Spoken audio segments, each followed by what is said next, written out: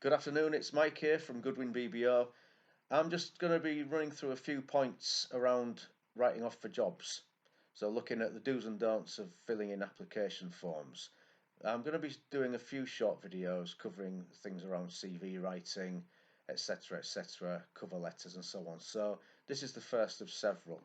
So, just to kick off, then, what I would say is when you first get your application form, make sure that you can copy a few extra forms off, because if you make a mistake or if you find that your writing's too big and you need to get more information on, you can't be crossing it out, you can't be using Tipex and stuff. It just looks like a mess for prospective employers. So make sure you've got some spare copies on hand.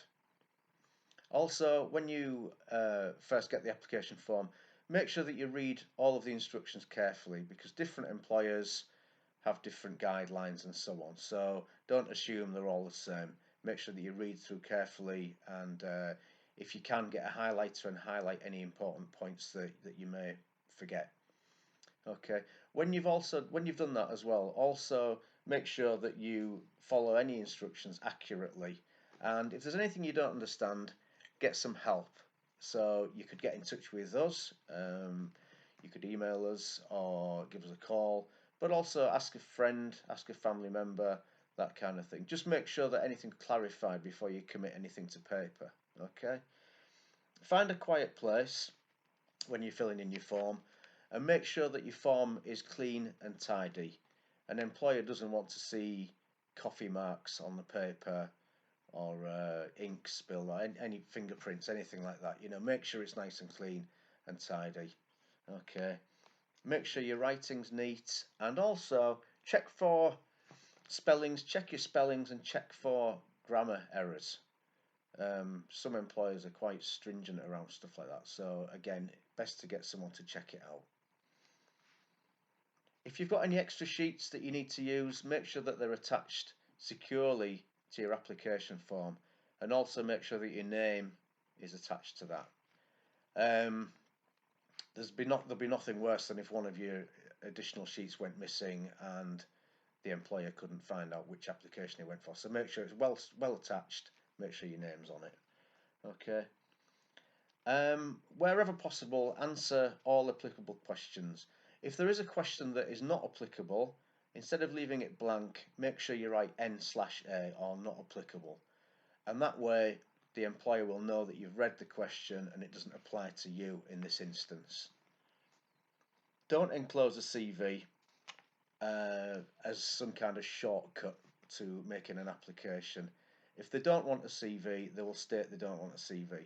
So stick with the application form that you've got and don't use a CV as a shortcut. Try to avoid, if you can, use of negative words. So if you were made unemployed, if you lost your job, don't use the word sacked.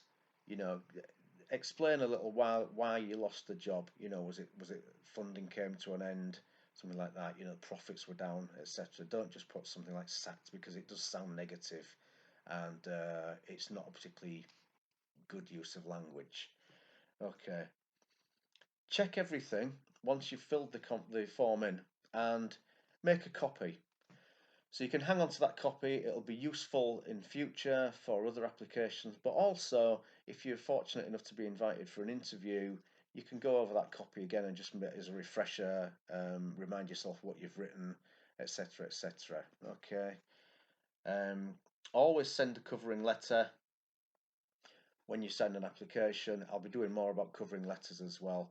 And make sure as well that the position that you've applied for is clearly stated on the application form. An employer might have several jobs going, and you need to be careful that you make sure you're writing on that form exactly what the job is that you're going for. Okay, just a couple more things. When you're sending it off, make sure that the application is sent in an A4 envelope, so it's not folded up. If you put it in a littler envelope, it's going to be all creased and so on. So A4 envelopes, you can get them at any post office, any stationers.